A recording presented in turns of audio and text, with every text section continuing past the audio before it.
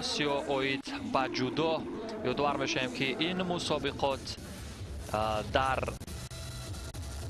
شهر فجیره امارات متحده عرب برگزار می‌گردد. این پهلوانی که با جودوگی یا کیمانوی سفید روی تصویرهای ماست، این همان شکر محمد میر محمدوف که امروز هم خیلی خوب هنرنمایی کرده بود و باشد که در مرحله نهایی، یعنی مرحله که برای به دست آوردن مدال برنجی هست، این آخرین رقابت برای او خواهد بود و او با یکی از حریفان نوباب، اون ورزشگر قرقیزستانی کراکویتسکی یوری که یکی از سابقه دارترین ورزشگران در همین رشته ورزش میان اشتراکچیان چمپیونات امساله آسیا به شمار می رود.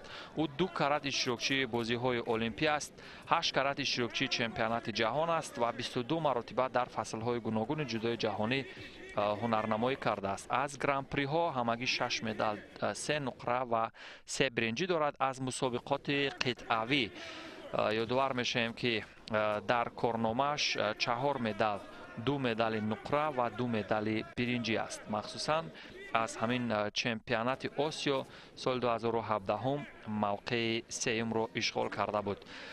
داور کریگی در همون لحظه، یعنی پس از 1 دقیقه با هم در آمیختن ورزشگران، شیدای اول رو با سبب کمکاری به هر دو ورزشگر پیشنهاد کرد. یعنی این ورزشگران تا این مدت هم نشان ندادند که کدام اکتیو یا فعالتر است در عین اجرا کردن روش ها یا همون عین گرفتن کمیکات. به هر حال ورزشگر ما در یک حالت یا فرم خوبی ورزشی به نظر می رسد، ولی ورزشگر سابقه دار قرقیزستانی نیز در عین استفاده کردن چند روش های تکنیکی امروز همونطور که مشاهده کردیم خیلی تاکتیکای جدید رو به کار میبرد. ورزشگر تاجیکستان 3 کرات اشتراکچی چمپیونات جهان شکر محمد میر محمدوف، 3 کرات اشتراکچی گرند اسلم ها، همگی در 13 مرتبه در مسابقات با نفوذ سطح جهانی اشتراک کرده است. یادآور میشویم که سال 2018 هم برنده مدال برنجی بازی های آسیایی گردیده بود که این در کارنامه‌اش از زمره نتیجه های شایان تحسین به شمار می رود. و تو اینجای رقابت یوری قرقیزستانی از لحاظ اجرا کردن چند بند و اسلوب و اصول ها خیلی یعنی خود را فعال وانمود می کند و شکر محمد میر محمد باشد در بعضی لحظه ها یعنی بیشتر میل به روش های دفاعی دارد. یعنی آن اصطلاحی که در بعضی از رقابت ها عین مدعا است که بهترین حمله این دفاع خوب است، اما در جودو در برابر دفاع خوب داشتن اگر یک رقابت حملوی رو اختیار نکنید پس یعنی به نتیجه نخواهید رسید. از این رو یک عملکرد یا همون رقابت حملوی رو با مورد کار بردن برای شکر محمد خیلی خوب است. یک هلوک بین یا اوچیمت از سوی یوری ورزشگر قرقیزستان هم به نتیجه به انجام رسید.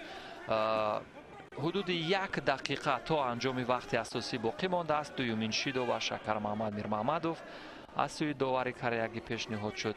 از نظر شیدوها نتیجه بر سود ورزشگر قرقیزستان است، ولی هنوز فرصت هست. میتواند ورزشگر ما از یگان روش یا بندهای فاخر گشتن جودو کار بگیرد تا در مرحله که برای به دست آوردن مدال برنجی هست موفق شود. ببینید که کمیکات اول یعنی موفقیت بر سود ورزشگر قرقیز به نظر می رسد. در همین حالت هم یک عمل کرد یا همون استفاده آکور اشی برای هلوک از پشت پای یک نوع اصول ضربه آیی هم هست اشی برای، ولی چون اگر به مورد زدن نشود همون اصول ضربه آیی ناکوازه، پس ورزشگر میتواند که خود را کنترل کند.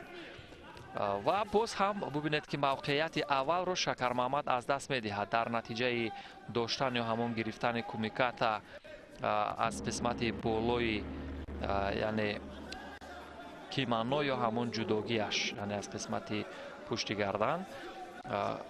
ورزشگر قرقیز فوراً از همون سمت یعنی کومیکات رو میقپد که این بر سود او هست.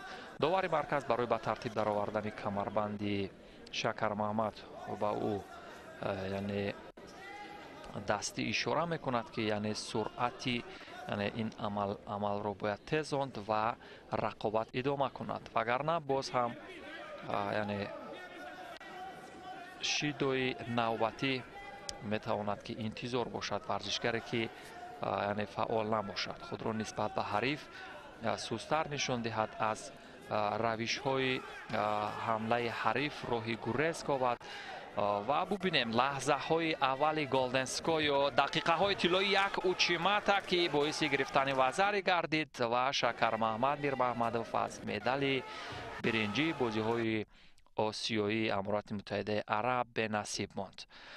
ولی به هر حال موقع پنجم هم برایش، چون در این بازی ها نخستین مراتب اشتراک کرد در چمپیونات آسیا، میتواند که یک تجربه خوب اندازد. ولی در لحظه که موقعیت بود او فوراً دفاع کرد و چون یعنی بیشتر میل و رغبتش به دفاع بود، از یک عملکرد معمولی اوچیماتا استفاده کرد ورزشگر قرقیزستان و غالبیت نصیبش گردید. پس از این مرحله فینالی هست در وزن جمعی 100 کیلو. همانطور که میدونیم دوستان، دو ورزشگر تاجیک هنرنمایی کردند. فعلا تیمور رحیموف بر